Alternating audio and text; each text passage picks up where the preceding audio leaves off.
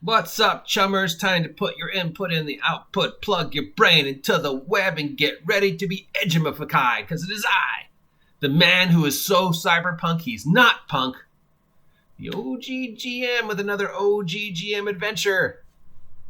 Support me, Florida. I need a sponsor, and I will sell out. Healthy. So today, we're talking about games I love, like, remember fondly.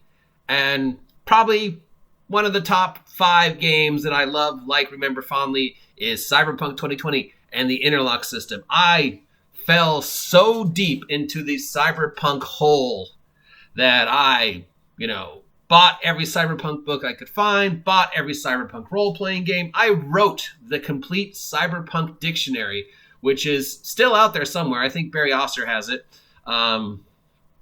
It was published in the Space Gamer Fantasy Gamer. It was republished in another magazine. I sold it to Barry because I needed money and I was dumb. I've been told I should redo it. I'm like, Cyberpunk's done. Why should I? And then there's a new Cyberpunk game out. I'm like, well, maybe I should redo it. But you kids, Punk is dead. Long live Punk. So yeah, I dressed Cyberpunk. I cut my hair into a mohawk. I started talking Cyberpunk. I fell deep into the Cyberpunk well. I don't know why. I am the most technologically incompetent person that I know. I'm not hip. I didn't do the hip hop or the dancing. The weapons, the whole thing. Yes, I would. If cybernetics really existed, I would definitely want cybernetic eyes. And I'd probably want to replace my brain with a tuna fish sandwich to make life a lot easier. But yeah, I love Cyberpunk so much. I love the system. I love the system so much that I kept bugging Mike Poundsmith and the people at R Talsorian Games until they said, fine, playtest for us. Because I saw a lot of potential in the Interlock system. Because it seemed very easy. D10 plus stuff. And I liked, and of course, the life paths. Let's even talk about how awesome the life path system was. This was just the late 80s, early 90s, and everybody was just sort of getting into this whole pre-Forge player advocacy. I want more background for my characters. And although life path had been around forever, Traveler, Cyberpunk just sort of broke the glass ceiling. For a brief, short time, Cyberpunk 2020 was it. And of course, once the whole thing with Steve Jackson Games and GURPS Cyberpunk and the FBI/Secret Service raiding Steve Jackson Games and tie that with all the good/bad press that the Cyberpunk books were getting. Blade Runner was coming out at that time. There was Black Magic M66 and Bubblegum Crisis were coming to us from Japan. Cyberpunk hit quick, it hit fast, and then, as expected, it burnt out. As it should have. And I love the Interlock system. D10 plus stuff. It's a great system. It seems so easy.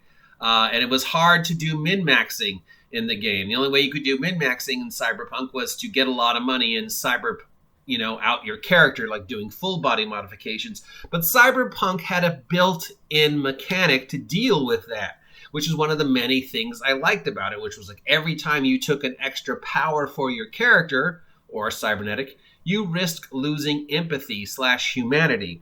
And that was, an idea I liked. And this idea I wanted to see carried over into other systems. That every time I min-max, boosted up, did something to make myself more able to break the system, there was a consequence. No other game was addressing the fact that, if you do this, there is a consequence. Sure, Champions and GURPS had disadvantages, but so what? How many people actually really played them, and how many people actually, played the detriments and actually paid attention to the fact that, I am allergic to breathing. There were just ways to get more points, but Cyberpunk had a very specific. Every time you took a cybernetic, every time you did something, there was a risk of losing your humanity, your empathy. And if that ever dropped to 0, you'd instantly become a cyber psycho crazy controlled by the DM.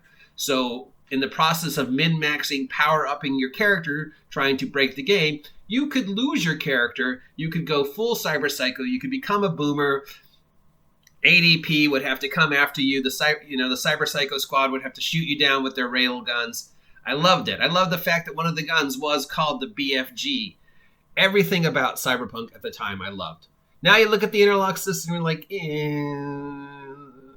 it's kind of overly complicated for what it was supposed to be. There's lots of stats, there are lots of sub-stats. The character record sheet for Cyberpunk is a bloody mess. And you're like, this is supposed to be a quick, fast system. It's Cyberpunk. This is a lot of math for a quick, fast system. But yeah, I contacted them. I bugged them. I harassed Mike Poundsmith at conventions. I love you, Mike Poundsmith, wherever you are. I don't know why we lost track of each other, but whatever. I ended up playtesting for them and writing for them.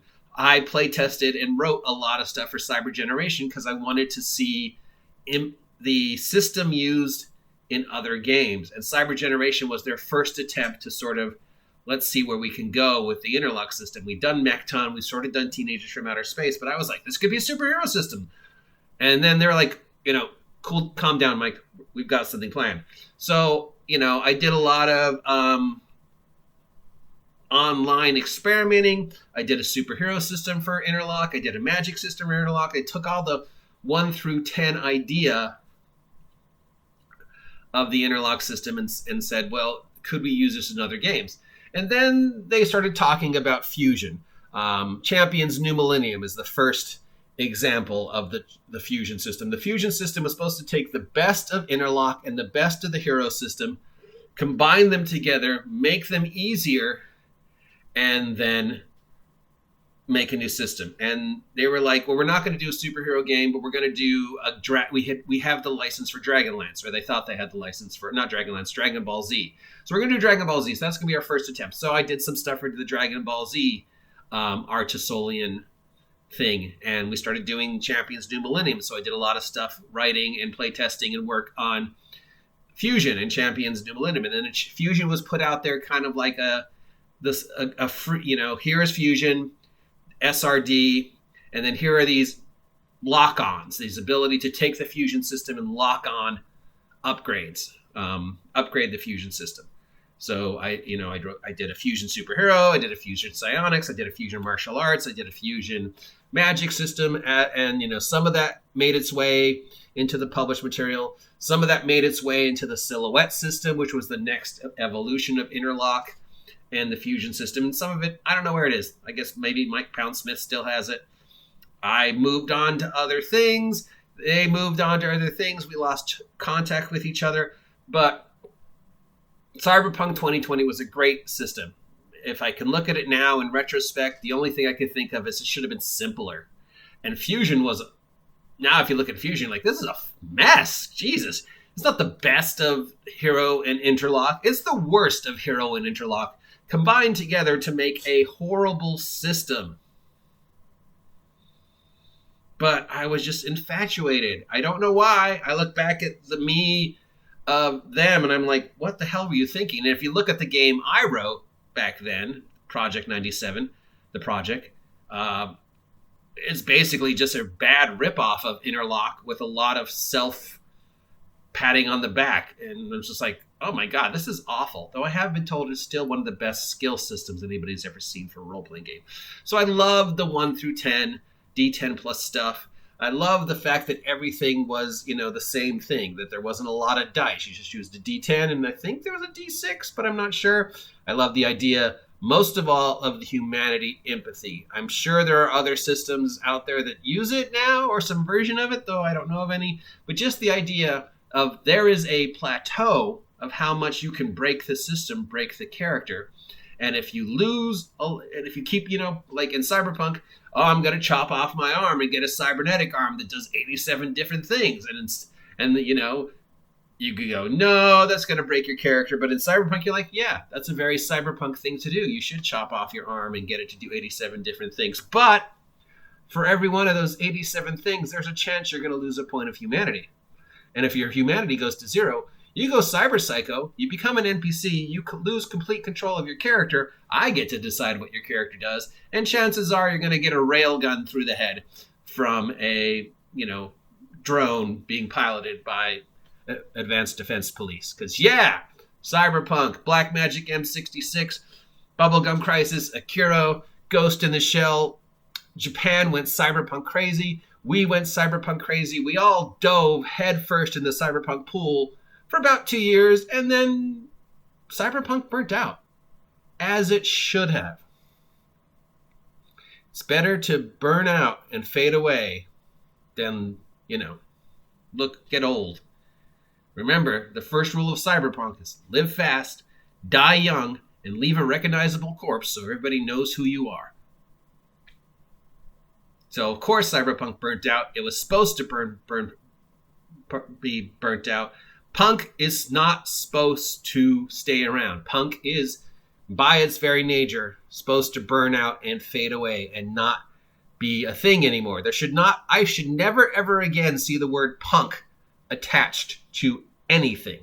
Art punk, Jedi punk, steampunk, diesel punk, sandwich punk, whale punk. No, punk burnt out, it faded away. Cyberpunk burnt out, it faded away as it was supposed to. Punk is dead. Long live punk. Thank you, Mike Poundsmith, wherever you are, for letting me be part of the Cyberpunk universe. I'm sorry we lost touch. I loved the life path system. I loved Interlock. I loved the D10 plus stuff. I love the humanity. It rates in probably my top 5 favorite games of all time. It influenced me so greatly. And then I moved on, as you're supposed to. That is my game of the week that I love, remember fondly. I am your grumpy guide to all things gaming. If you appreciate this content, support me, Florida. I will sell out, and I need a sponsor.